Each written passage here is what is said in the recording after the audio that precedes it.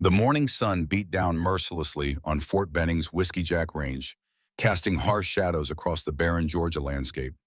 Heat waves shimmered above the parched earth, distorting the view through Wow, did high-powered you see scopes. that shot? Gunnery He Sergeant actually hit Ryan it. Mitchell squinted through his state-of-the-art thermal optics, sweat beading on his forehead, despite the cooling system in his tactical gear.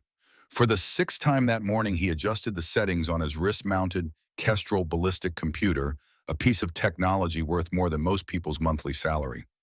Recalibrating, he muttered to his spotter. One reading at 7 miles per hour left to right.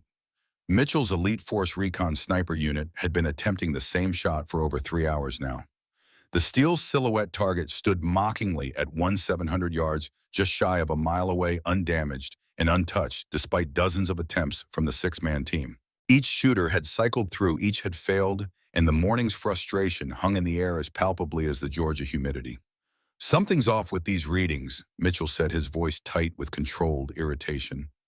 He was 35 with the chiseled features and hardened confidence of a career Marine. Tattoos peeked from beneath the edges of his multicam uniform, and his eyes, sharp blue and calculating, betrayed no self-doubt despite the continued failures.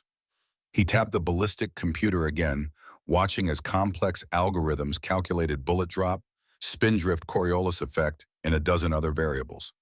The technology represented the pinnacle of modern military advancement, designed specifically to take the guesswork out of long-range shooting. Yet the target remained untouched. The younger Marines shifted uncomfortably behind him. They'd been kneeling in the dirt for hours, their knees-aching faces sunburned, despite liberal application of camouflage paint. None dared voice their frustration, but it showed in their tense shoulders and tight expressions. Lance Corporal Jason Turner, the youngest at 25, adjusted his spotting scope once more. "Maybe there's something we're not accounting for, Gunny," he ventured cautiously. Mitchell shot him a look that would have withered a lesser man. "The equipment is fine, Lance Corporal. The shooter is the problem." He gestured for Private First Class Rodriguez to take position. "One more try. Use my Kestrel readings exactly as I give them to you." Rodriguez settled behind the .300 Winchester Magnum sniper rifle, a masterpiece of engineering with its carbon fiber stock, titanium action, and computerized scope that displayed wind values, temperature, and humidity in real time on a heads-up display. The group fell silent as Rodriguez controlled his breathing, following the rhythm they'd all been taught: inhale for 4, hold for 4, exhale for 4, pause for 4. His finger took up the slack in the match-grade trigger. The rifle cracked its report, echoing across the range. 2.5 seconds later, the time it took for the bullet to travel the distance, there was nothing but silence. No metallic ring of a hit, just another miss. Mitchell's jaw clenched. "Impossible," he hissed. It was at that precise moment that the strange figure appeared at the edge of the firing line. He moved slowly with a slight limp, his weathered boots raising small puffs of dust with each step. The man was ancient by military standards, easily in his early 80s, with skin tanned and creased like old leather from decades under the sun. He wore faded jeans and a simple button-up work shirt, the sleeves rolled to reveal forearms corded with lean muscle that belied his age. A groundskeeper's badge hung from his belt, but it wasn't his appearance that drew all eyes. It was the long, cloth-wrapped object he carried in his gnarled hands, with the reverence one might reserve for a religious artifact. Mitchell's head snapped up, his patience already exhausted. "Is this some kind of joke?" he barked, his voice slicing through the tense silence. He wasn't addressing his Marines, his glare fixed squarely on the old man standing quietly behind the firing line. "Do you even know where you are, old man?" Elijah Harper, 82 years old and unbothered by the hostility, said nothing. His eyes, pale blue like a winter sky, were focused not on Mitchell, but on the small flags placed at various distances downrange. Each told a different story, fluttering in seemingly contradictory directions. To the casual observer, they moved randomly. To Elijah, they sang a complex symphony.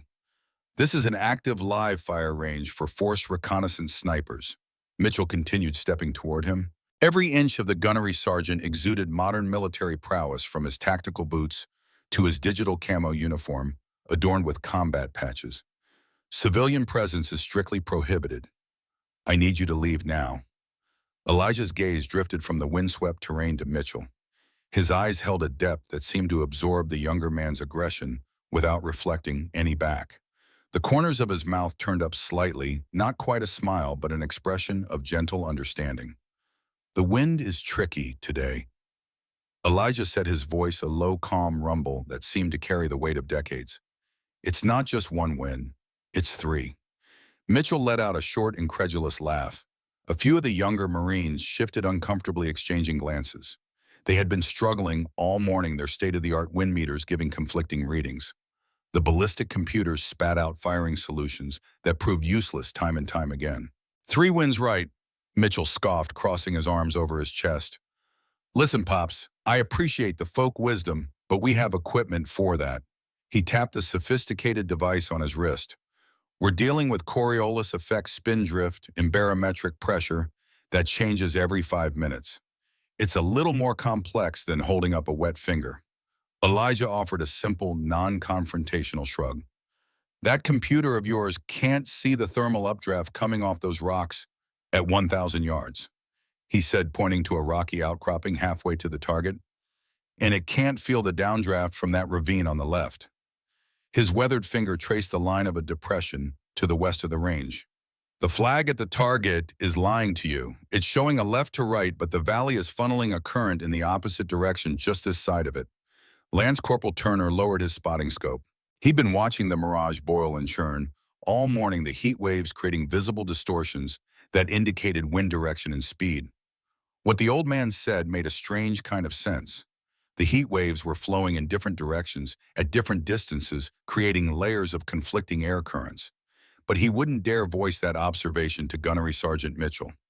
Mitchell's face tightened, his professional pride stung. This old groundskeeper, he'd seen him mowing the grass near the barracks, was lecturing him on long-range marksmanship. And I suppose you could do better, he challenged, his voice dripping with sarcasm. He gestured at the long, cloth-wrapped object in Elijah's hands. What have you got there anyway, Grandpa's squirt rifle? Slowly, deliberately, Elijah began to unwrap the object. The Marines watched with a mixture of curiosity and derision as the cloth fell away. It wasn't a modern tactical rifle with a carbon fiber stock and an adjustable chassis. It was a thing of wood and steel, a relic from another era. The walnut stock was dark with age, and linseed oil scarred and dented in a way that spoke of a long, hard life. The action was a familiar bolt-action design, and the scope mounted on top was simple, with none of the complex turrets and reticles of the modern optics on the line. It was an M40, the rifle of a bygone era, something they'd only seen in museums or historical photos. The snipers stared. That rifle was a legend, something they'd only seen in training manuals or historical photos. To see one here in the hands of this old man was surreal. Mitchell let out a disbelieving chuckle. You cannot be serious. You think that antique can even reach the target, let alone hit it? The barrel on that thing is probably worn smooth. He pointed at the rifle stock at a particularly deep gouge near the bolt. Look at this thing. It belongs in a museum. You're going to hurt yourself. The moment Mitchell's finger pointed at the worn wooden stock, the shimmering heat of the range dissolved in Elijah's mind. Reality faded, replaced by vivid memory. The world went tan and brown. He was no longer 82, but 48. The air wasn't dry with Georgia heat. It was scorching with the merciless sun of the Iraqi desert during Operation Desert Storm in 1991. The smell of sand and cordite hung heavy in his lungs. His mouth was parched, lips cracked from dehydration, despite the careful water rationing from his canteen. He was lying on his belly in a shallow depression atop a sand dune, perfectly still, his heart a slow, steady drum against his ribs.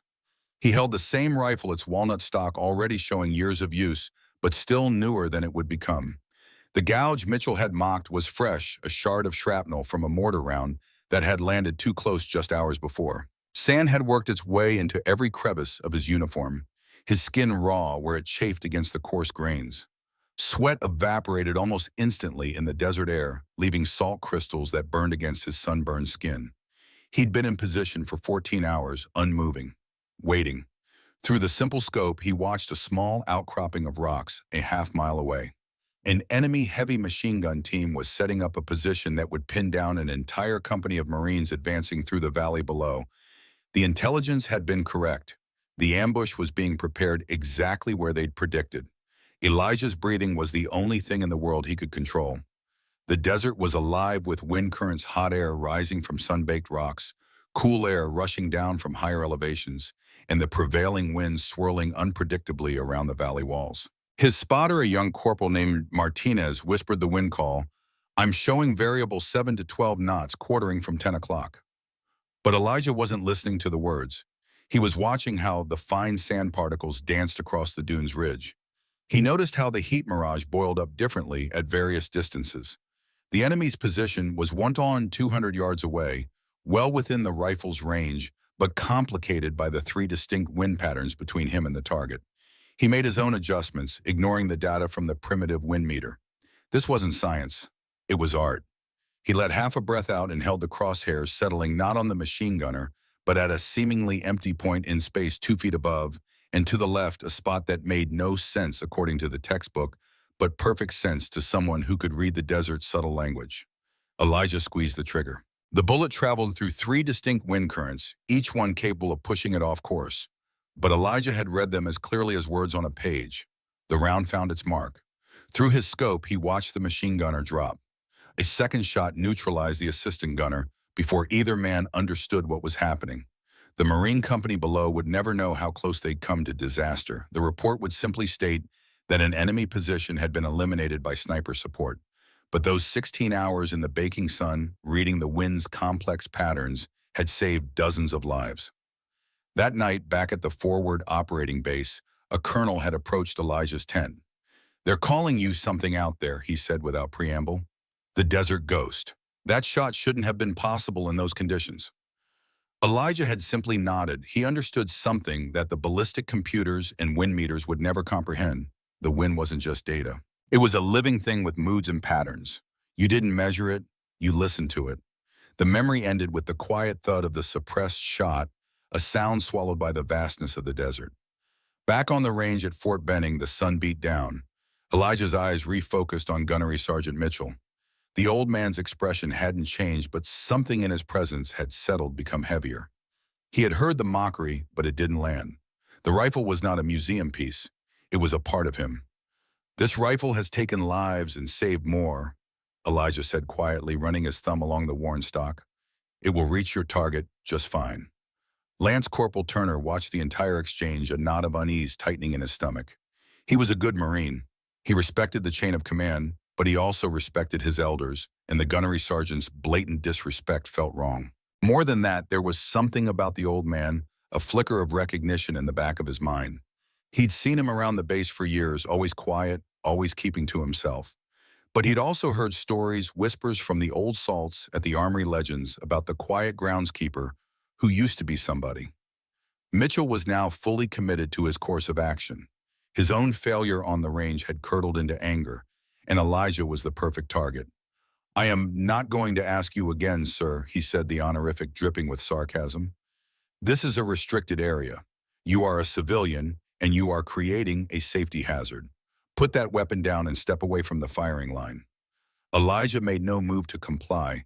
His eyes continued to study the range, reading the complex patterns of wind and heat that the Marines' equipment was failing to capture. Turner knew he had to do something. He couldn't confront the gunny directly, but he could intervene in another way.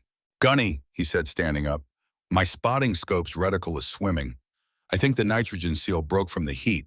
He held up the expensive piece of equipment. "Permission to take it to the repair shop at the Armory." Mitchell, distracted and annoyed, waved a dismissive hand. "Whatever. Just get it fixed. We're not packing up until we hit this target." Turner grabbed his scope and jogged away from the firing line, his heart pounding. He didn't go to the repair shop.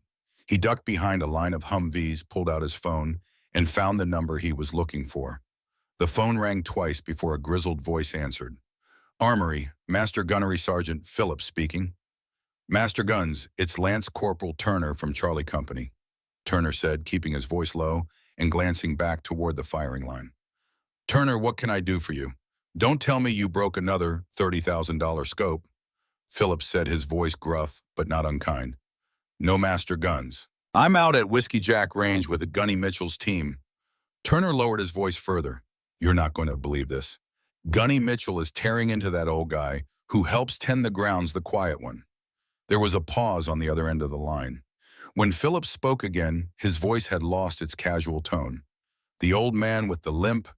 That's him," Turner confirmed. "But Master Guns, he brought a rifle with him, an old M40, and the gunny is about to have him arrested for trespassing." Turner hesitated, then added, "He called him Elijah Harper." The silence on the other end of the line was sudden and absolute. It stretched for a full 5 seconds. When Master Gunnery Sergeant Phillips spoke again, his voice was completely different. It was tight, urgent, and stripped of all its earlier gruffness. "Son, are you telling me that Elijah Harper is on that range right now?" "Yes, Master Guns," Turner replied, a new kind of dread creeping up his spine. "Stay right there, Turner," Phillips ordered.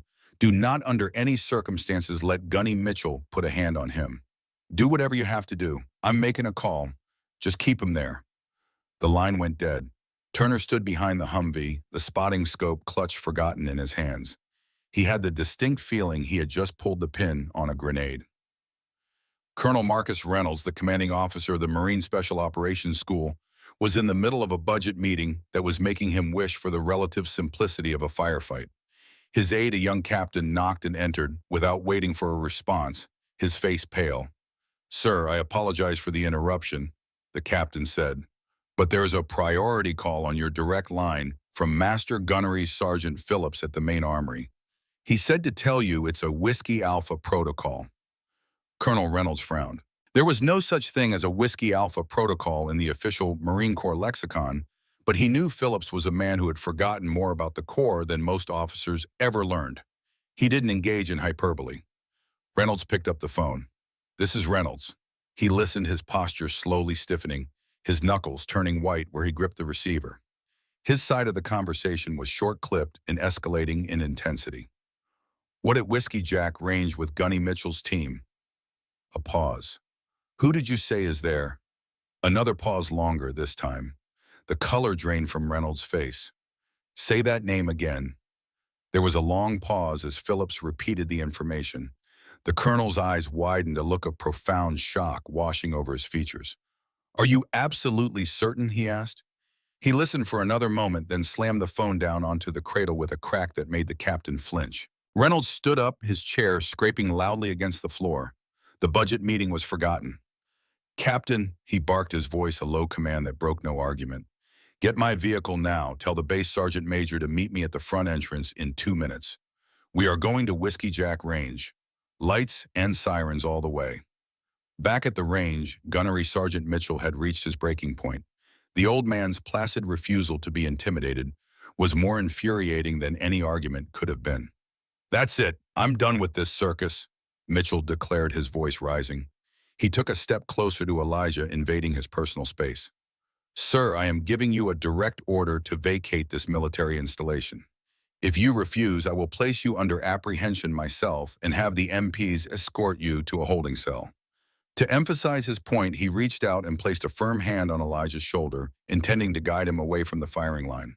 "You are interfering with a live-fire exercise and endangering my Marines. We're done talking." Elijah didn't move. He didn't even flinch. He simply looked at the younger Marine's hand on his shoulder, then up at his face. The look in his eyes was not anger, not fear. It was something closer to pity, a profound, weary sadness that made Mitchell falter, despite himself. Turner had returned to the edge of the firing line, watching the confrontation with growing alarm.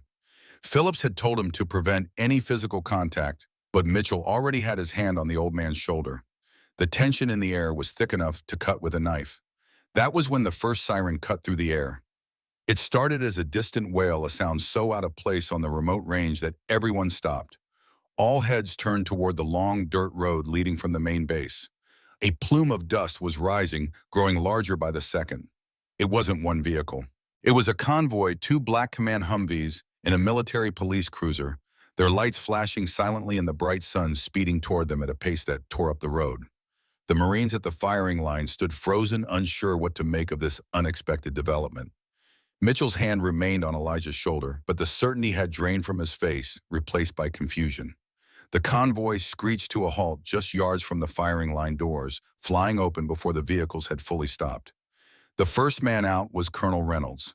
His uniform was immaculate, his face a mask of cold fury that made every Marine present instinctively straighten their posture. Following right behind him was the base sergeant major, a man who looked like he had been carved from granite with 30 years of Marine Corps service etched into every line of his face. The entire range went deathly silent. The snipers who had been watching the confrontation between their gunny and the old man snapped to attention. Mitchell froze his hand still on Elijah's shoulder, a look of utter confusion and dawning horror spreading across his face. He had been in the Corps for 15 years and had never seen the base commander and the sergeant major arrive anywhere, let alone a firing range with such speed and intensity. Colonel Reynolds ignored Mitchell completely. His eyes were locked on Elijah. He strode forward, his boots crunching on the gravel, stopping directly in front of the old man. He looked at Mitchell's hand on Elijah's shoulder, and his eyes narrowed to dangerous slits. Mitchell snatched his hand back as if he'd been burned. Then the unthinkable happened.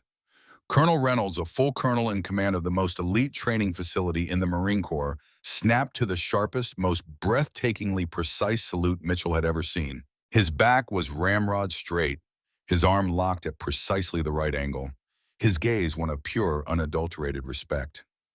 "Mr. Harper," the colonel's voice boomed across the silent range. "Sir, I apologize for the conduct of my Marines. There is no excuse for the disrespect you have been shown here today." A collective silent gasp rippled through the line of young snipers. Their gunnery sergeant looked like he had been turned to stone. His jaw was slack, his face ashen. He had gone from being in complete command to being the object of a colonel's wrath in less than 30 seconds. The sergeant major walked over to Mitchell and spoke in a low, terrifying whisper that nonetheless carried to the nearest Marines. "Gunnery Sergeant, what in God's name did you think you were doing?" Reynolds held his salute until Elijah gave a slow, almost tired nod. Only then did the colonel drop his hand. He turned to face the stunned group of snipers, his voice cold and hard, carrying the weight of absolute command. "Marines," he began, leaving no room for misunderstanding. "You have been failing this test all morning because you believe the technology hanging off your rifles makes you marksmen. You have been humbled by a mile of air." His eyes swept over the young faces, each one now a mask of shame and confusion. "And in your frustration," Reynolds continued, his gaze settling on Mitchell, "your leader chose to aim his disrespect at a man whose boots he is not worthy to polish." He gestured toward Elijah. "For your education, allow me to introduce you to the man you have been disrespecting." His voice took on a formal, almost ceremonial quality. "This is Lieutenant Colonel Elijah Harper, retired. He quite literally wrote the doctrine on high-angle and extreme crosswind shooting that you are all failing to apply." The revelation hit the group like a physical force. "Lieutenant Colonel?" The groundskeeper was a retired lieutenant colonel. Reynolds wasn't finished. In Desert Storm, they called him the Desert Ghost. Colonel Harper holds the third longest confirmed kill in Marine Corps history, a shot he made in a sandstorm with winds that would make today look like a calm breeze. The colonel paused, letting the words land with maximum impact before adding, "And he made that shot with the very rifle your gunnery sergeant just called a museum piece." Mitchell stood rigid, the blood drained from his face, his career flashing before his eyes. He had just disrespected, threatened, and physically laid hands on a living legend, a man whose exploits were taught in sniper school. Reynolds turned back to Elijah, his demeanor softening slightly. "Mr. Harper, sir, would you do us the honor of showing these men how it's done?" Elijah nodded slowly. He walked to the empty, firing position, not with the brisk efficiency of the younger Marines, but with a slow, deliberate economy of motion that spoke of absolute confidence. He lay down on the mat, settling in behind the old M40 with the ease of reuniting with an old friend. The Marines watched in stunned silence as history unfolded before them. They were about to witness something few living people had ever seen: the Desert Ghost at work. The legend was no longer just a story in a training manual. He was flesh and blood, lying on their firing line, about to deliver a master class in an art they had only begun to understand. And not one of them doubted, not for a single second, that the next sound they heard would be the ring of steel on steel a mile away. The convoy of vehicles had arrived with the urgency of men responding to a national emergency, not a dispute at a firing range. The air around Colonel Reynolds seemed to crackle with authority as he stood before Elijah Harper, rendering a salute that would have passed inspection at the Naval Academy. The younger Marines stared, their eyes wide with shock and confusion. "At ease, men," Reynolds finally said, addressing the frozen snipers who had snapped to rigid attention at his arrival. His voice was controlled now, but beneath it ran a current of carefully managed anger. But stay where you are. You are about to receive an education that no amount of technical training could ever provide you. The sergeant major, a towering figure whose combat ribbons told the story of 3 decades of American military interventions, turned his attention to Gunnery Sergeant Mitchell. The look he gave the younger man could have stripped paint. Gunnery Sergeant Mitchell, the sergeant major said, his voice pitched low, but carrying clearly in the still air. You will assume the position of parade rest, and you will not speak unless spoken to. Is that clear? Mitchell swallowed hard. Yes, Sergeant Major, he said, shifting to the formal stance, legs shoulder-width apart, hands clasped behind his back. The confidence that had radiated from him minutes before had evaporated like morning dew under the desert sun. Colonel Reynolds turned back to Elijah, his demeanor softening. Lieutenant Colonel Harper, I hope you'll forgive the reception you have received. These men don't know their history. He gestured toward the rifle in Elijah's weathered hands, or their heritage. Elijah's eyes crinkled slightly at the corners, the closest thing to a smile he had shown since arriving. No harm done, Colonel, he said. Youth has its privileges. I had much to learn at their age as well.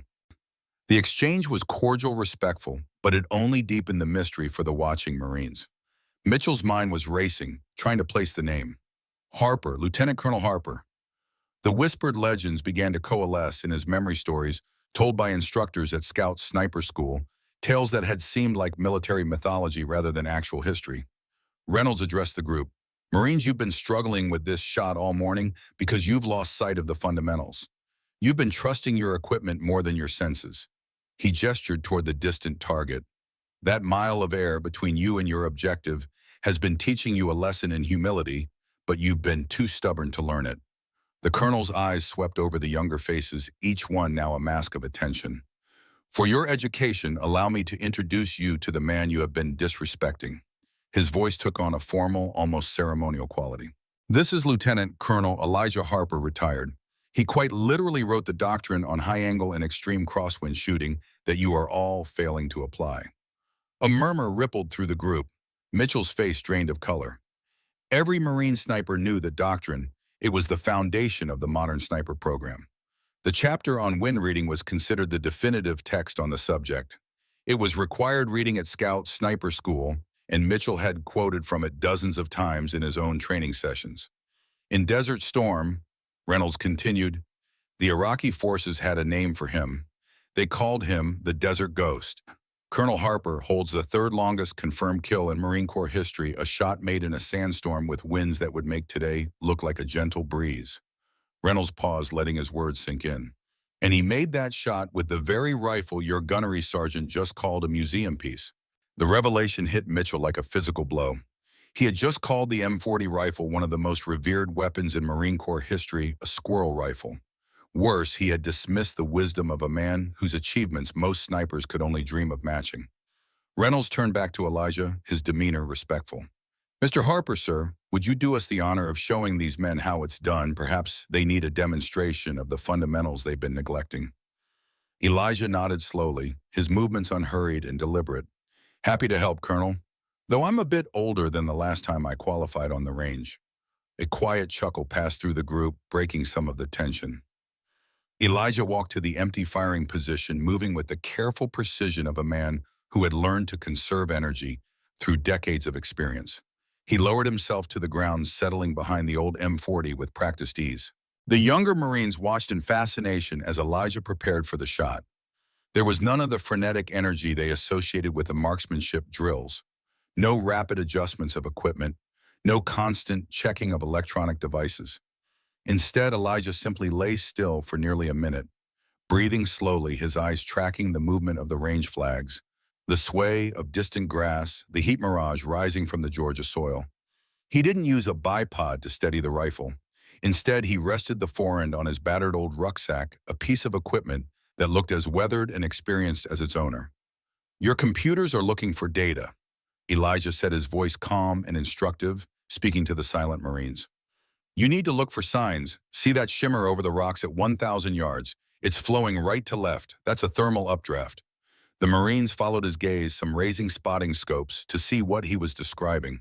But look at the grass on that berm at 1,500. It's barely moving and it's leaning toward you. The wind is rolling back on itself there. His weathered finger pointed to the flag at the target, fluttering in what appeared to be a steady crosswind. The flag at the target is all the way in the back, catching the main current. It's a head fake. You have to aim for a window in the wind. He made a few quiet clicks on his scope's elevation and windage knobs. They were simple, confident adjustments, base volume, based on a lifetime of observation and experience. He settled his cheek against the worn wood of the stock, a position he had held thousands of times before. The range fell utterly silent. Not a man breathed as Elijah took a deep breath, let half of it out, and held. The crack of the old M40 was sharp, a nostalgic sound from a different war. The Marines knew that sound from historical footage, the signature report of a weapon that had served through Beirut Desert Storm and beyond. Every spotting scope on the line was now trained on the distant target. For a long, breathless 2.5 seconds, there was nothing but the sound of the wind, and then faint but unmistakable a sound returned across the mile of shimmering air. The perfect ringing sound of a copper-jacketed bullet striking hardened steel. A dead center hit. A wave of spontaneous applause and cheers broke out from the young Marines. It was a release of the morning's tension and a show of pure respect. Even Mitchell, still standing at parade rest, couldn't hide the look of astonishment that crossed his face. Colonel Reynolds just shook his head, a small admiring smile on his face. He then turned that face, now cold again, toward Gunnery Sergeant Mitchell. "Gunnery Sergeant," he said, his voice dangerously low, "your arrogance has blinded you to your duty. Your primary duty is not just to be a good sniper, but to make more of them. You had a living legend, a resource beyond price, standing right here offering you wisdom for free, and you treated him like a trespasser. You have failed." Mitchell stood rigid, his face a mess of shame and regret. "Sir, no excuse, sir," he said, the traditional Marine response when there is no defense for one's actions. "There is no excuse," the colonel confirmed. "You and your entire team will be reporting for 1 week of remedial training in wind estimation and fieldcraft." He paused, letting the punishment sink in before adding, "Your instructor will be Lieutenant Colonel Harper if he is gracious enough to accept the task." All eyes turned to Elijah, who had pushed himself up from the ground, his old joints protesting quietly. He walked over to Mitchell, who couldn't meet his gaze. Elijah placed a gentle hand on the younger Marine's shoulder, the same one Mitchell had grabbed in anger moments before. "The gear helps," Elijah said quietly, his voice devoid of any triumph. "But it doesn't replace what's in here." He tapped his temple with a weathered finger. "The wind doesn't care about your computer, Gunny. It just is. You have to learn to listen to it, not just measure it." The following morning found Mitchell's sniper team assembled at Whiskey Jack Range before dawn. They stood in a loose semicircle, their breath visible in the pre-dawn chill. None spoke. The previous day's revelation and subsequent dressing down had left them in a state of subdued anticipation. Mitchell stood slightly apart from his men, his posture rigid. His career, which had seemed so promising just 24 hours ago, now hung by a thread. He had disrespected a Marine Corps legend, a man whose exploits were literally part of the training curriculum. The story would spread through the Corps like wildfire. His only hope of salvaging his reputation and possibly his career was to embrace this remedial training with absolute dedication. The first pale light of dawn was just breaking over the eastern tree line when Elijah arrived. He walked slowly across the dew-damp grass, that same slight limp in his gait, carrying a canvas bag over one shoulder and his rifle case in his other hand. He wore the same faded jeans and a different but equally well-worn button-up shirt. No tactical gear, no digital camouflage, no technological accoutrements. Just a man and the tools of his craft. "Good morning, Marines," Elijah said, his voice clear in the still morning air. "Thank you for being punctual." The formality of his greeting surprised them. They had expected perhaps resentment or condescension after yesterday's confrontation. Instead, there was only the calm professionalism of a senior instructor addressing his students. "For the next week," Elijah continued, "we're going to forget most of what you think you know about wind reading. We're going to start with the basics, the fundamentals that haven't changed since the first sniper took aim at a distant target." He set down his bag and rifle case. "But first, I want to understand what you've been taught." He turned to Mitchell. "Gunnery Sergeant, please explain your current methodology for wind estimation at extended ranges." Mitchell cleared his throat, painfully aware that he was being tested. Sir, we utilize the Kestrel 5700 Elite Weather Meter with applied ballistics to gather data on wind speed, direction, temperature, and barometric pressure. The device communicates with our scopes to provide firing solutions based on the ballistic profile of our ammunition and rifles. Elijah nodded, his face neutral. And when the Kestrel gives you a reading that doesn't match what you're seeing through your scope, when your rounds are consistently missing despite perfect data, what then? Mitchell hesitated. This was precisely what had been happening yesterday. We recalibrate the deployment and reconfirm our input parameters. I see, Elijah said. He reached into his canvas bag and pulled out a handful of ordinary items, a small bottle of soap bubbles, a few strips of lightweight fabric, a handful of dried grass, and a children's pinwheel. The Marines exchanged confused glances. These were not the sophisticated tools they were accustomed to using. Today, none of you will touch a Kestrel or any electronic device, Elijah announced. Before you can understand what those machines are telling you, you need to understand what they're trying to measure. He handed the items to the Marines, one to each man. Mitchell received the pinwheel, which felt absurdly childish in his large calloused hands. Spread out, Elijah instructed, 20 yards between each man. Move outward from the firing line toward the target. I want observations of air movement at 6 different distances. For the next hour, Elijah had them observe the movement of bubbles, fabric strips, grass seeds, and the pinwheel at various distances. As the sun rose higher, heating the landscape unevenly, the Marines began to notice patterns they had never consciously registered before. Air moved differently over the rocky ground than it did over grassy areas. It swirled around depressions and accelerated over ridges. Most importantly, they observed firsthand how different the wind could be at various distances, sometimes flowing in completely opposite directions. Lance Corporal Turner, who had been the first to sense something special about Elijah, was also the first to grasp what he was demonstrating. It's like layers, he said, watching his fabric strip flutter in a direction completely different from the range flags 100 yards away. The wind isn't one thing, it's stacked. Elijah smiled, a real smile this time, crinkling the corners of his eyes. Exactly right, Lance Corporal. The air isn't a single flow, it's more like a river with currents and eddies moving in different directions at different depths. He gathered them back at the firing line. Your Kestrel is measuring the wind at your position, but your bullet has to fly through multiple wind environments to reach the target. Each one influences its path differently. Mitchell stared at the pinwheel in his hand, still spinning in a light breeze. Such a simple tool, yet it was showing him something his expensive equipment couldn't: the actual movement of air at a specific point in space. Sir, he said, the formal address coming naturally now, our equipment is calibrated to account for wind calls at multiple distances.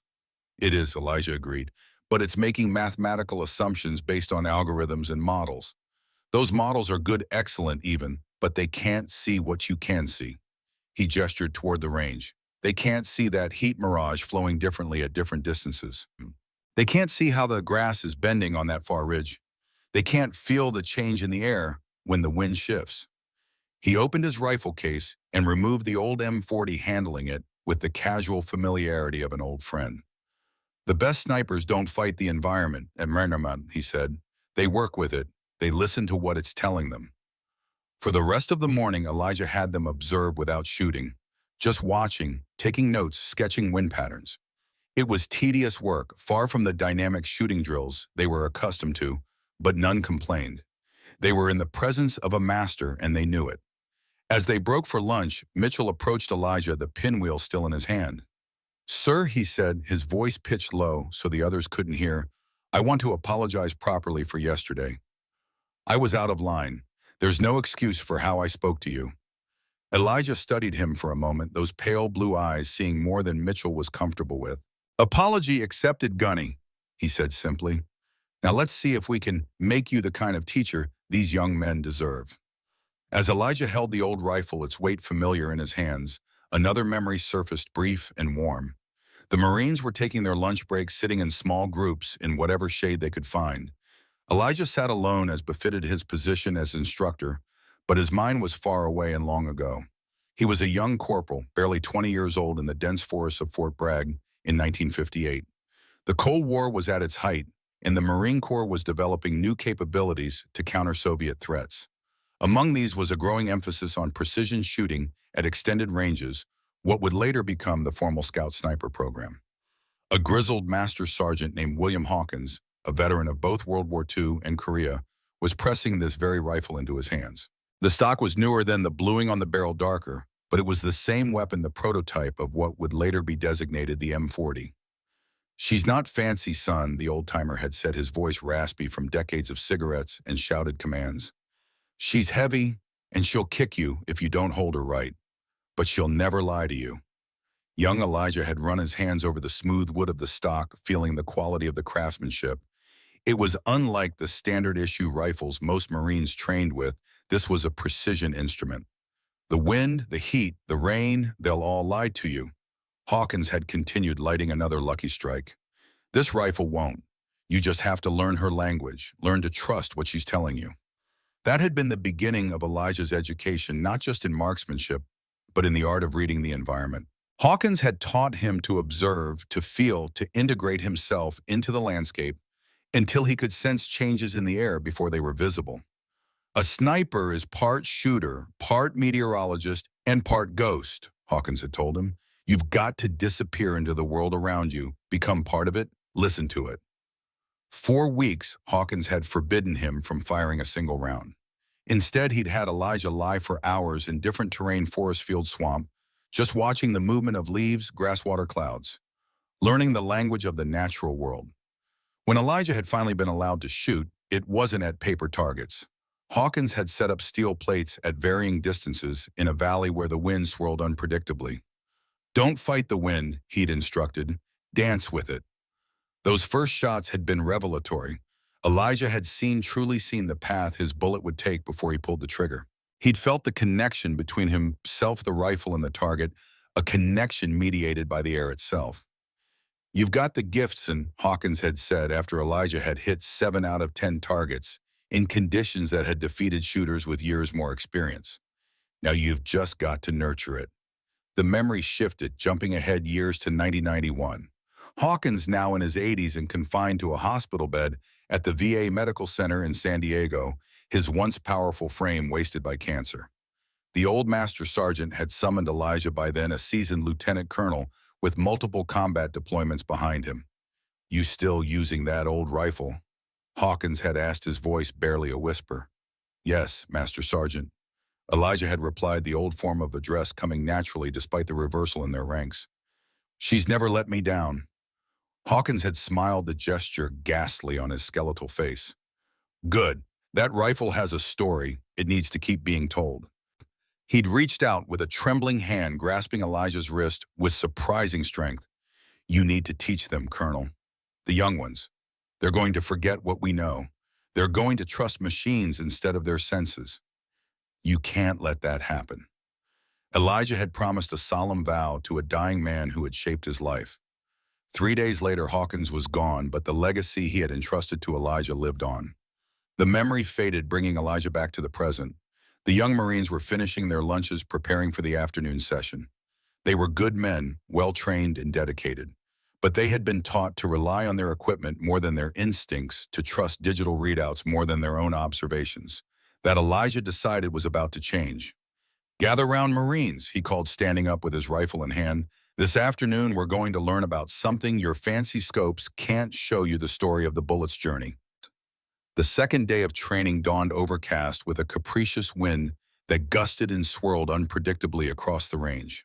Perfect conditions for what Elijah had planned. "Today you'll shoot," he announced to the eager Marines, "but not like you're used to." He had them remove the batteries from their Kestrel devices and power down their digital scopes. Instead, each man was given a small notebook and told to record his observations of wind conditions at various distances before each shot. "I want you to draw what you see," Elijah instructed. "Sketch the wind patterns as best you can. Note how the mirage is flowing at different distances. Feel the air on your skin. Is it cooling? Warming? That tells you about air density, which affects your bullet." Mitchell struggled with the exercise. Without his electronic aids, he felt blind, reduced to guesswork. His first shots missed by embarrassing margins. He could feel frustration building, the same anger that had led to his confrontation with Elijah just 2 days earlier. but this time he contained it. Instead of lashing out, he forced himself to concentrate harder to truly see what Elijah was trying to show them. By midday, Lance Corporal Turner had made a breakthrough. After meticulously documenting the wind patterns for 20 minutes, he fired a shot that struck just inches from center mass at 200 yards without using any electronic assistance. "I saw it!" Turner exclaimed, his young face alight with discovery. "I could actually see where the bullet would go." Elijah nodded approvingly. "You're learning to read the story the wind is telling you." "That's good work, Lance Corporal." The other Marines redoubled their efforts, inspired by Turner's success.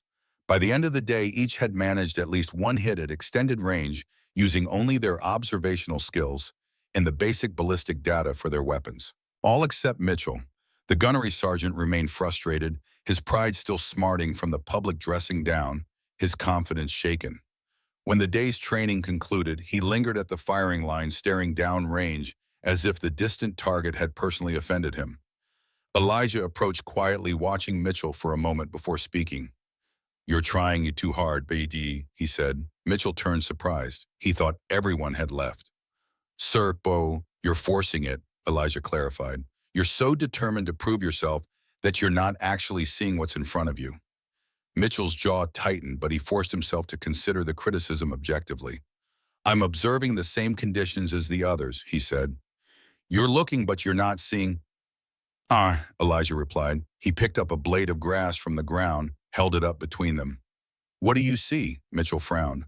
"A piece of grass." "Look closer," Elijah urged. "Really look." Mitchell studied the simple blade of grass. It was bent, slightly curving in the light breeze. As he watched, he noticed how it moved not just side to side, but with a slight twist responding to the complex currents of air around it. "It's dancing," he said, feeling slightly foolish. Elijah smiled. "Exactly. Everything in nature dances with the wind. Learn to see the dance and you'll know where your bullet will go." He handed Mitchell the blade of grass. "Take this home. Practice watching it move in different air currents by an open window near an air conditioning vent outdoors. Just watch how it responds to the movement of air." Mitchell accepted the simple training aid, oddly moved by the gesture. "Thank you, sir. I'll do that." That night in his quarters, Mitchell sat by the open window of his barracks room, holding the blade of grass in his fingers, watching it respond to the gentle evening breeze. For the first time in years, he wasn't thinking about his career trajectory or his next evaluation. He was simply observing and learning the language of the air. The third day brought a new challenge. Elijah took them to a nearby valley where the terrain created unpredictable wind patterns, unlike anything they had encountered on the flat range. "This is Misery Valley," Elijah announced as they arrived. "The old-timers named it that because the wind here will make you miserable if you don't respect it." The valley was a natural wind tunnel with rocky outcroppings and stands of pine trees that created swirling eddies of air.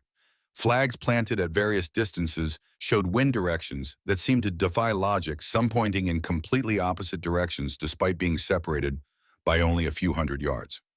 "Today you'll apply what you've learned," Elijah said, "but with a twist. You'll shoot in pairs, one spotter, one shooter.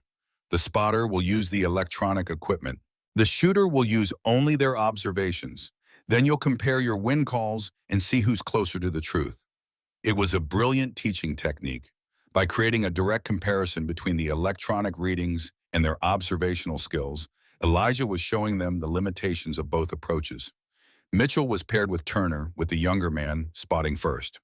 Turner called out the readings from his kestrel. "Wind at our position is 8 miles per hour coming from 4 o'clock. Humidity 60%, barometric pressure rising." Mitchell, acting as shooter, studied the valley carefully. He watched the way pine needles moved on a distant tree, how the tall grass bent in waves across a field, the way a small dust devil formed and dissipated near a rocky outcropping. "I disagree," he said finally. "The wind at our position is about right, but at 600 yards it's shifting to come from 2 o'clock, and it's faster, maybe 12 miles per hour. Then it slows again near the target and shifts back to 4 o'clock. Turner checked through his high-powered spotting scope, watching the mirage carefully. I think you're right, Gunny," he said, surprise evident in his voice. "The kestrel isn't picking up those changes." Mitchell took his shot, adjusting for the complex wind pattern he had observed. The round struck within inches of the center of the target his first truly successful shot without electronic assistance. A small smile of satisfaction crossed his face. For the first time, he felt like he was beginning to understand what Elijah had been trying to teach them. When they reversed roles, Mitchell found himself recognizing the limitations of the electronic data. The Kestrel was giving him accurate information about conditions at his position, but it couldn't see how those conditions changed across the entire bullet's flight path. By day's end, a transformation was underway. The Marines were no longer treating their electronic tools as infallible oracles, but as one source of information among many.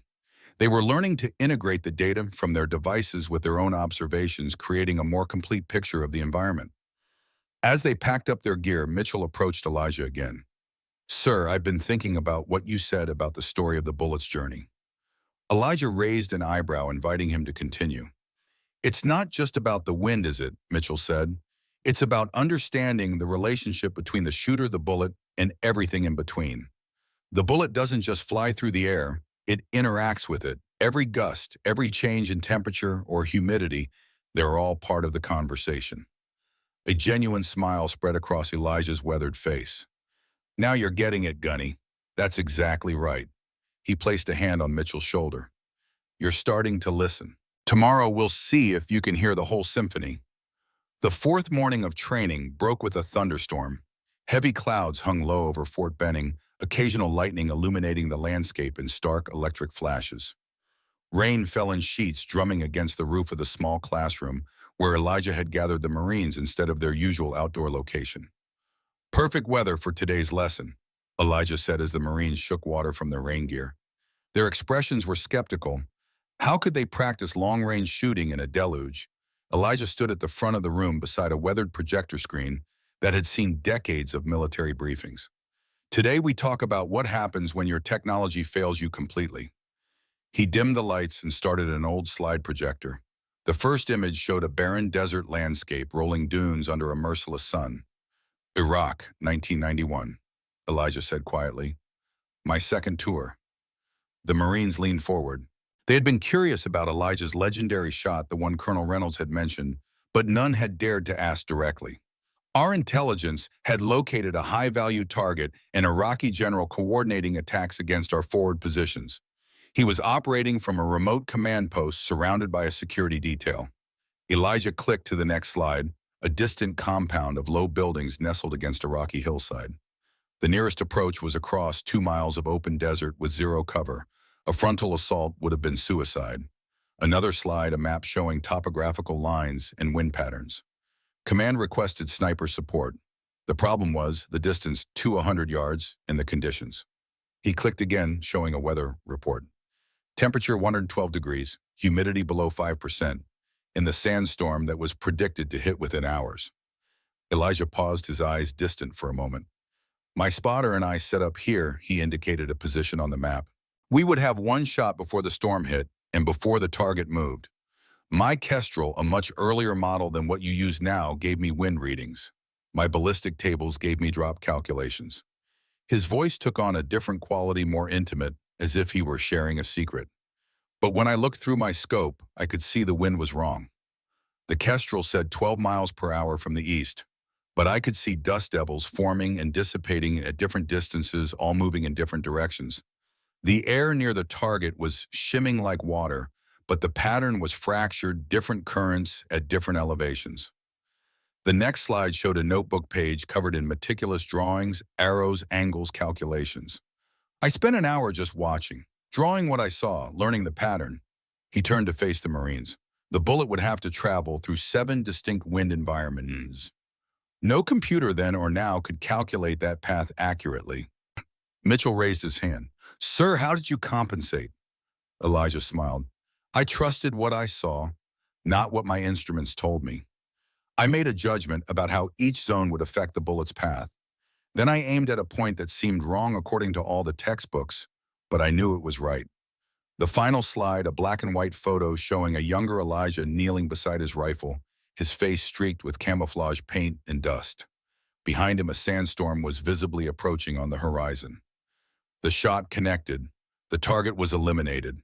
15 minutes later, that sandstorm reduced visibility to 0, and we extracted under cover of the weather. He turned off the projector. The point is not to boast about an old war story.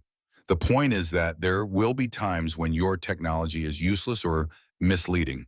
In those moments, the difference between success and failure will be your ability to read what nature is telling you.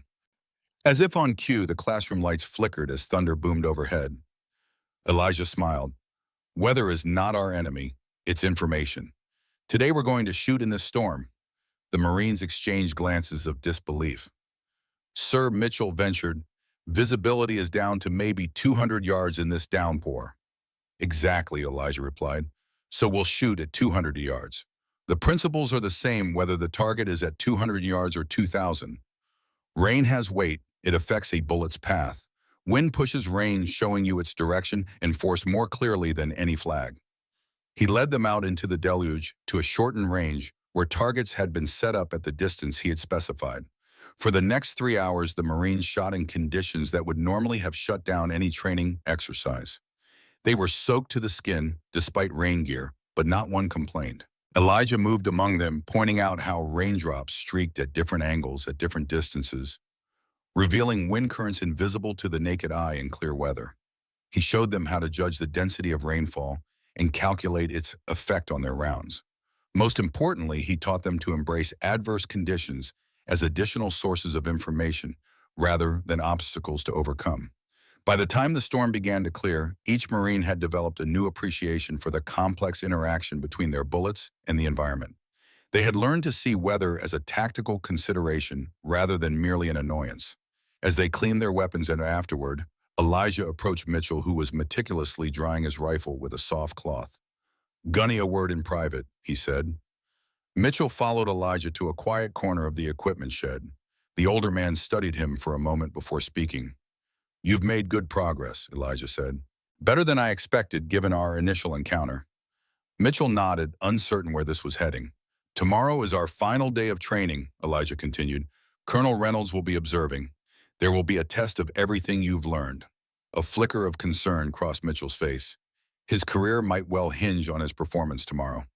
"I'm going to tell you something I don't usually share," Elijah said, his voice dropping lower. "Something personal." Mitchell waited, giving the older man time to collect his thoughts. "That shot in Iraq, the one they call the third longest confirmed kill, it wasn't my most difficult shot." Elijah's eyes took on that distant look again. "My hardest shot was one that never made it into any record books. It was a shot I had to take to save my own men in conditions that made that sandstorm look like a perfect day." He reached into his pocket and withdrew a worn photograph protected in a plastic sleeve. He handed it to Mitchell. The photo showed a group of Marines, much younger versions of Elijah among them, standing beside what looked like a downed helicopter in mountainous terrain. "Afghanistan, 2002, Elijah explained. "Our extraction bird went down due to mechanical failure. No casualties, but we were stranded in hostile territory with limited supplies. A Taliban force had spotted the crash and was moving to encircle us." Mitchell studied the photo. Elijah would have been in his 60s, then well past normal retirement age. "You were still on active duty." "Special advisory role," Elijah said with a small smile. "Old men have their uses in certain situations." He took back the photo, handling it with reverence. "We set up a defensive perimeter while waiting for extraction. I took up a position on high ground to provide overwatch. A Taliban spotter team was setting up on a ridge about 400 yards away, well within range of the M40. But the weather," he shook his head. "Mountain winds that changed direction every few seconds. Temperature drops between sun and shadow that affected air density. Altitude that made standard ballistic tables useless." Mitchell could picture it, the impossible shot scenario that every sniper dreaded. "My Kestrel was damaged in the crash," Elijah continued. "The batteries in my rangefinder were failing. Everything that could go wrong did." He looked directly at Mitchell. "In that moment, all I had was what I could see and what I knew. The modern technology that was supposed to make everything easier had become useless. But the fundamentals, the things I'm teaching you now, they saved those Marines." Mitchell understood why Elijah was sharing this. "You're saying we need both the technology and the fundamental skills." "Exactly," Elijah nodded. "The equipment you have is remarkable. It can make a good sniper great. But if you rely on it exclusively, you're not a sniper, you're just a technician.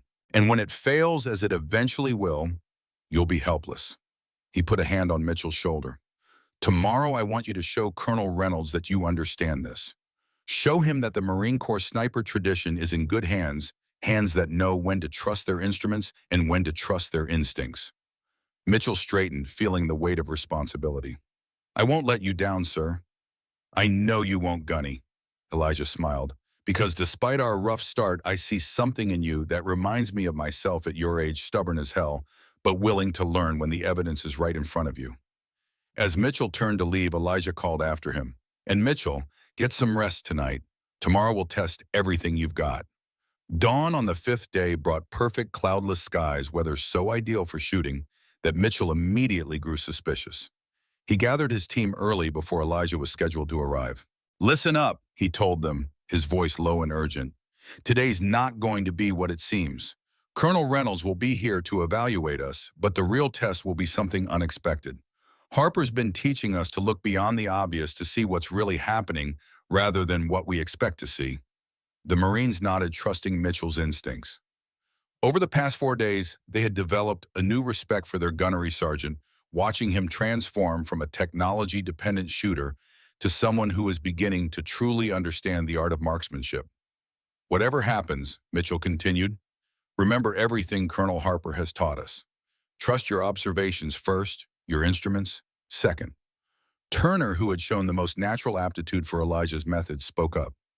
Gunny, do you think we're ready? Mitchell considered the question carefully. We're better than we were 5 days ago. Whether that's good enough, he shrugged. We'll find out today.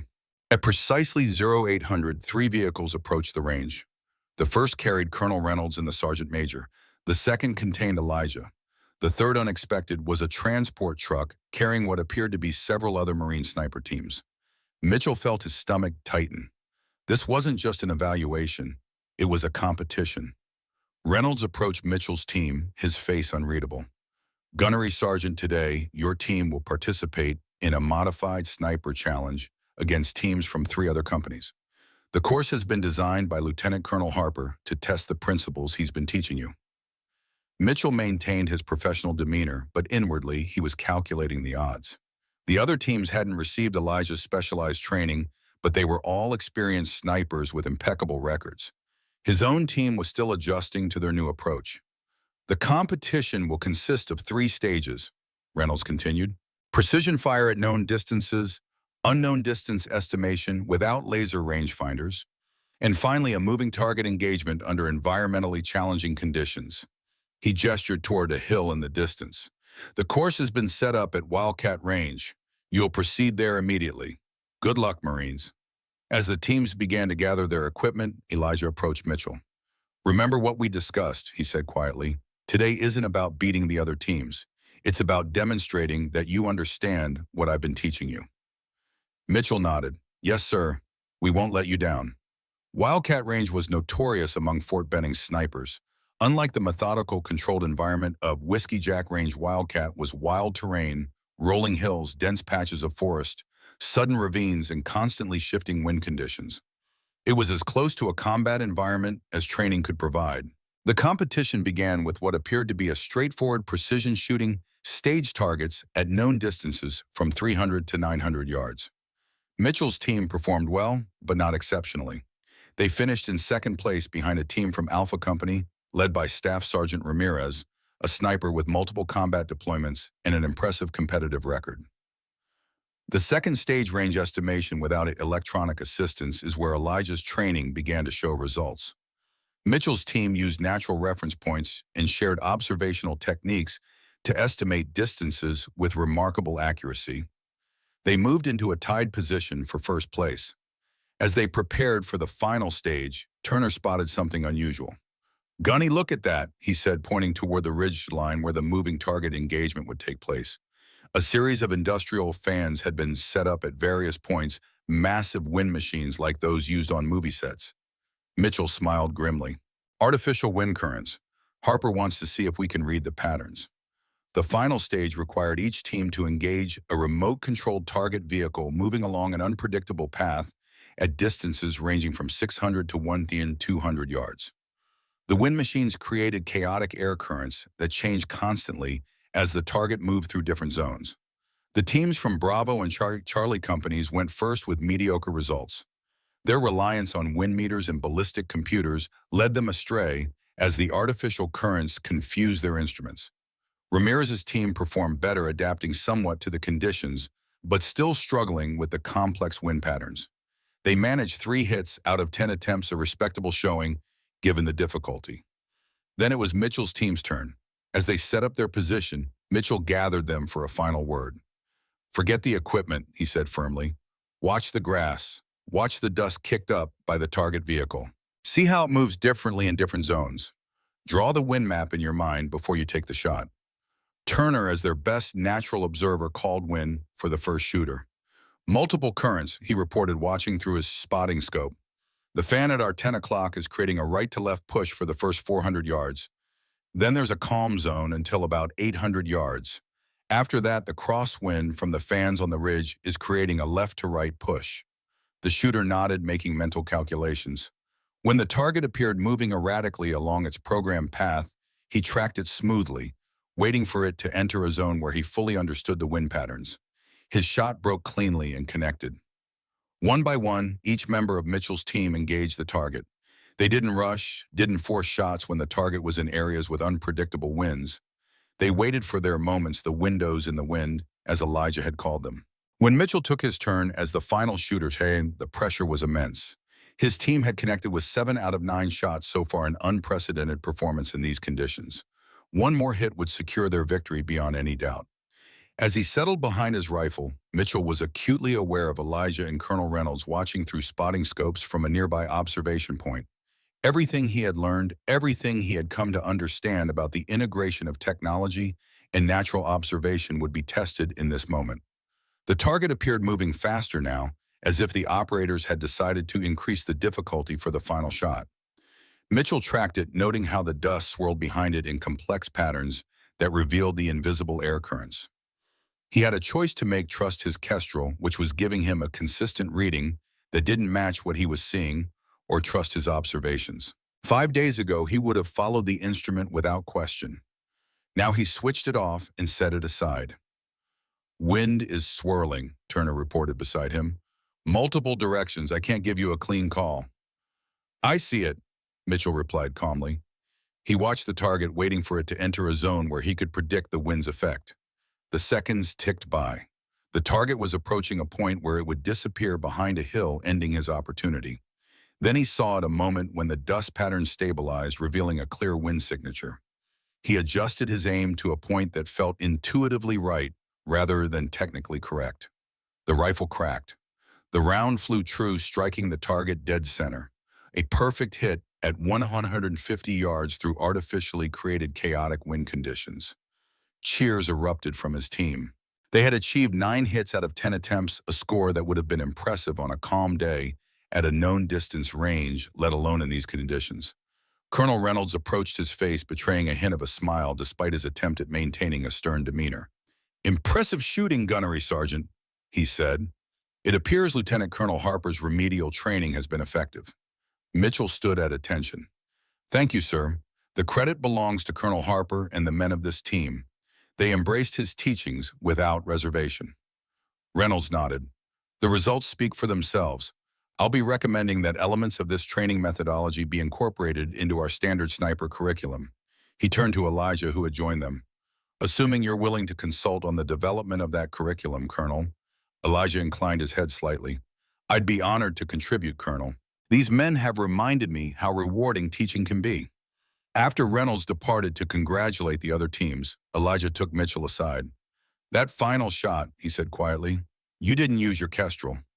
"No, sir," Mitchell confirmed. "The readings didn't match what I was seeing." A slow smile spread across Elijah's weathered face. "You've learned the most important lesson, Gunny. The technology is a tool, not a crutch. You know when to use it and when to set it aside." He extended his hand. "Well done." As Mitchell shook the older man's hand, he felt a profound sense of accomplishment, not just for winning the competition, but for gaining a deeper understanding of his craft. In 5 days, Elijah Harper had transformed him from a technician into a true sniper. 2 weeks later, Mitchell found himself in an unexpected location, Colonel Reynolds' office. The summons had come that morning with no explanation. Mitchell had spent the intervening time wondering if, despite the success at Wildcat Range, there would still be repercussions for his initial disrespect toward Elijah. "Gunnery Sergeant Mitchell reporting as ordered, sir," he announced, standing at attention before the colonel's desk. Reynolds looked up from a stack of paperwork. "At ease, Gunny. Take a seat." Mitchell sat, his posture still rigid with anticipation. "I'll get straight to the point," Reynolds said, leaning back in his chair. "Following the demonstration of your team's capabilities at Wildcat Range, I've had discussions with the commandant of the sniper school. We're implementing a new training module focused on environmental reading and integration of observational skills with technology." He fixed Mitchell with a direct look. "We want you to lead the development of this program, working directly with Lieutenant Colonel Harper." Mitchell blinked in surprise. "Sir, you've demonstrated not just the ability to learn these skills, but to apply them effectively under pressure and to lead others in their implementation." Reynolds continued, "Moreover, you've shown something rare in today's Corps, the humility to acknowledge when you need to change your approach." Mitchell swallowed.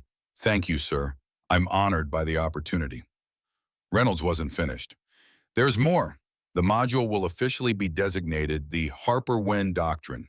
Colonel Harper's contributions to sniper methodology will finally receive the formal recognition they deserve." He handed Mitchell a folder. "These are the preliminary outlines for the curriculum.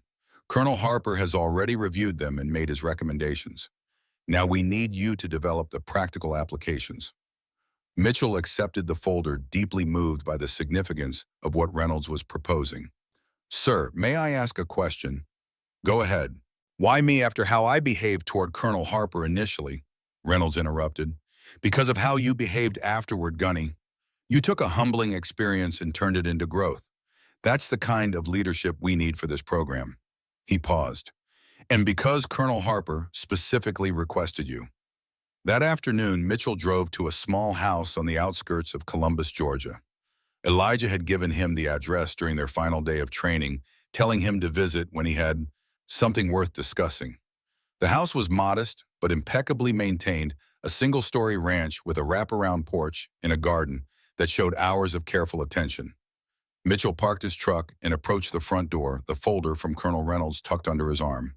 Before he could knock, Elijah's voice called from around the side of the house. "Back here, Gunny." Mitchell followed the voice to find Elijah kneeling in a vegetable garden, carefully tying tomato plants to wooden stakes. The old sniper looked different here, more at peace, his movements unhurried, yet purposeful. "Sir," Mitchell greeted him. "I hope I'm not interrupting." Elijah stood slowly, brushing dirt from his hands. "Not at all, I've been expecting you." He gestured toward a pair of chairs on the back patio. "Have a seat. There's iced tea in that pitcher." As they settled into the chairs, Mitchell noticed photographs arranged on a small table nearby, Elijah in his younger days in uniform, at various stages of his career, standing alongside Marines from different eras. One photo showed a much younger Elijah with the grizzled Master Sergeant Hawkins, both holding rifles and smiling against a backdrop of pine trees. "Colonel Reynolds told me about the Harper Win Doctrine program," Mitchell said, placing the folder on the table between them. "He said you requested me specifically." Elijah poured 2 glasses of tea. "I did. You're the right man for it." Even after our first meeting, a smile tugged at the corner of Elijah's mouth. "Especially after our first meeting. You showed me something important that day, Gunny." Mitchell raised an eyebrow. "Disrespect and arrogance." Elijah chuckled. "Passion, conviction, belief in your methods, misguided though they were." He took a sip of his tea. "Those are qualities you can shape and direct, but you can't instill them where they don't exist. You care deeply about being the best at what you do. That's what this program needs." Mitchell considered this perspective. "I still owe you a proper apology, sir." "You've given me one already through your actions." Elijah gestured toward the garden. "See those tomato plants? The ones on the left were planted too close together, and just like I told you at the hardware store. They're competing for the same resources, stunting each other's growth." Mitchell remembered the chance encounter at the store when Elijah had commented on his gardening mistake. "You noticed that just from the dirt under my fingernails." "Observation isn't a skill you turn on and off, Gunny. It becomes a way of life." Elijah leaned forward. That's what I want you to teach these young snipers. Not just techniques for the battlefield, but a mindset that makes them more aware of everything around them. They spent the next hour discussing the curriculum with Elijah, sharing insights from his decades of experience. As the conversation wound down, Mitchell found himself looking again at the photographs, particularly the one with Hawkins. "He was your teacher?" Mitchell asked. Elijah nodded, his eyes growing distant with memory. "Master Sergeant William Hawkins. Fought at Okinawa in World War II, then again in Korea. He taught me everything I know about reading when." He picked up the photo, studying it. "He gave me that M40 when he retired. Made me promise to pass on what he'd taught me." Mitchell understood now the deeper significance of the old rifle, why Elijah had held on to it all these years. It wasn't just a weapon, it was a legacy, a physical embodiment of knowledge passed from one generation to the next. "Is that why you took this job at Fort Benning after retirement?" Mitchell asked. "To keep that promise, partly," Elijah admitted, "and partly because I wasn't ready to fully retire. The Corps gives a man purpose. Even cutting grass and maintaining the ranges, I was still contributing something." He set the photo down. "But I always kept an eye out for teachable moments. Your struggle at Whiskey Jack Range was the perfect opportunity." Mitchell shook his head, smiling ruefully. "You saw us failing for 3 hours before you stepped in." "Sometimes failure is the necessary prelude to learning," Elijah replied. "If I'd approached you when you were still confident in your methods, would you have listened?" "Probably not," Mitchell admitted. Elijah nodded. "The winds of change only affect us when we're ready to feel them." As Mitchell prepared to leave, Elijah walked him to his truck. The afternoon sun cast long shadows across the driveway, and birds called from nearby trees. It was a peaceful moment, far removed from the intensity of the sniper range. "One more thing, Gunny," Elijah said. "This program isn't just about making better snipers. It's about preserving something vital to our Corps, the balance between embracing new technology and maintaining the foundational skills that have served us for generations." Mitchell understood. In an age of increasing technological dependence, they were creating a counterbalance, a reminder that the human element remained irreplaceable. "I won't let you down, sir," he promised. Elijah smiled. "I know you won't." He extended his hand. "And Mitchell, next time you plant tomatoes, give them room to grow." 1 year later, a pickup truck pulled into the parking lot of the Columbus Farmers Market. Gunnery Sergeant Ryan Mitchell, now the lead instructor for the Harper Wind Doctrine program at the Marine Corps Sniper School, stepped out into the warm Georgia sunshine. The program had proven wildly successful. Snipers trained under the new methodology were consistently outperforming their peers in field exercises and deployments. Mitchell had received commendations from the Marine Corps Commandant himself, but the approval that meant the most to him came in the form of weekly gardening advice from a certain retired lieutenant colonel. Mitchell made his way through the crowded market carrying a small cooler. He spotted his target immediately, an older gentleman behind a modest stand selling tomatoes, peppers, and herbs. Elijah Harper's garden had apparently produced a bumper crop this summer. "Morning, Colonel," Mitchell greeted him, setting down the cooler. Elijah looked up, a warm smile crossing his weathered face. "Gunny, good to see you." He gestured toward the vegetables arranged neatly on the table. The fruits of proper spacing. These tomatoes had room to grow. Mitchell chuckled. "I followed your advice this year." He opened the cooler to reveal several jars of red sauce. "Made my first batch of pasta sauce last weekend. Thought you might like to try it." Elijah accepted a jar, studying it with the same careful attention he gave everything. "Looks good. Italian grandmother's recipe. YouTube tutorial," Mitchell admitted with a laugh. "But I added a few touches of my own."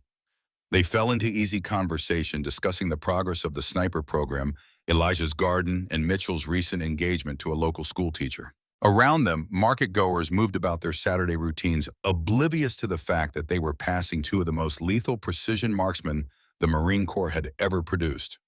"How's Turner doing?" Elijah asked. Lance Corporal Turner had shown such aptitude for the Harper methodology that Mitchell had brought him on as an assistant instructor. "Being considered for the Marine Corps shooting team," Mitchell replied proudly. "He's taking to teaching even better than I expected. Has a natural way of explaining complex concepts." Elijah nodded approvingly. "He reminds me of you, eager to learn, willing to adapt. The future of the program is in good hands." As their conversation continued, Mitchell noticed Elijah occasionally glancing past him, tracking something with subtle eye movements. Following his gaze, Mitchell saw nothing unusual, just market patrons moving between stalls. "Old habits?" Mitchell asked with a knowing smile. Elijah's eyes crinkled at the corners. "You never stop observing, Gunny. Even here the air tells a story. See that flag over the market office?" He nodded toward a small American flag fluttering in the breeze. "The wind is shifting. Rain coming later today." Mitchell looked up at the cloudless blue sky. "Looks clear to me." "Wait 6 hours," Elijah said confidently. "The barometric pressure is dropping. I can feel it in my knees." A young family approached the stand examining Elijah's vegetables. Mitchell stepped aside, watching as Elijah interacted with them, patient kind, answering the children's questions about how tomatoes grow with the same careful attention he'd given to explaining wind patterns to snipers. This, Mitchell realized, was Elijah Harper's true legacy, not just the long shots or the combat missions, but the knowledge passed on, whether to Marine snipers or to curious children at a farmer's market. The ability to observe, to understand, and to share that understanding with others. As the family moved on with a bag of fresh tomatoes and peppers, Elijah turned back to Mitchell. "You know, there's something I've been meaning to show you." He reached under the table and brought out a long, slender case, one Mitchell recognized immediately. "My old M40, Elijah said, patting the case. "She's been retired from the range, but I still clean her every Sunday." Habit of a lifetime. Mitchell nodded in understanding. The bond between a sniper and his weapon was something civilians could never fully comprehend. "I've been thinking," Elijah continued, his voice taking on a more serious tone.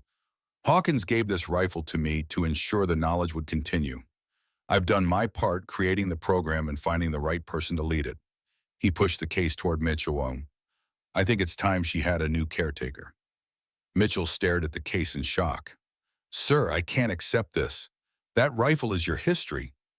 "And now it's your responsibility," Elijah said firmly. "Not to use her days on the range are done, but to preserve what she represents. The legacy of knowledge passed from Hawkins to me, and now from me to you." With trembling hands, Mitchell accepted the case. Inside lay the M40, its wooden stock still bearing the scars and dents of its long service, including that distinctive gouge near the bolt that had triggered Elijah's memory of Desert Storm. "I don't know what to say," Mitchell admitted, his voice thick with emotion. "Say you'll continue teaching what that rifle stands for," Elijah replied. "Not just the techniques, but the philosophy that a Marine's most valuable weapon is his mind and his ability to observe and adapt." "I will," Mitchell promised, "for as long as the Corps will let me." Elijah smiled, satisfied. "Good." He glanced again at the flag, which had shifted direction slightly. "Now you'd better get home before that rain hits." "And Mitchell." "Yes, sir. When you make sauce from those tomatoes you are growing, add a splash of red wine. Trust me on this, it makes all the difference." As Mitchell drove home, the rifle case secured carefully on the passenger seat beside him, he reflected on the strange journey that had brought him here. A single moment of arrogance and disrespect had led to the most profound learning experience of his career and to a friendship he now valued above all others. The first fat raindrops began to hit his windshield exactly as Elijah had predicted. Mitchell smiled, no longer surprised by the old sniper's accuracy, whether with a rifle or a weather forecast. Some men simply understood the world at a deeper level. They could read the subtle signs that others missed, interpreting the language of wind and weather, human nature, and ballistics with equal facility. Elijah Harper was such a man, and thanks to him, a new generation of Marine snipers would carry that wisdom forward, learning to trust both their advanced technology and their own observations, becoming more complete warriors in the process. The rain fell harder now, drumming on the truck's roof. Mitchell turned on his wipers and watched the water stream across his windshield, each droplet telling its own small story about the air through which it fell. He was learning to listen, and he would teach others to do the same. In the bed of his truck, nestled among his purchases from the market, sat a flat of tomato seedlings, spaced properly this time, ready for planting in his garden at home. Life, like marksmanship, improved with proper fundamentals and the wisdom to apply them correctly. The rifle in its case beside him represented not just the past, but a future where the hard-won knowledge of previous generations would continue to guide those who followed a legacy as enduring as the Marine Corps itself.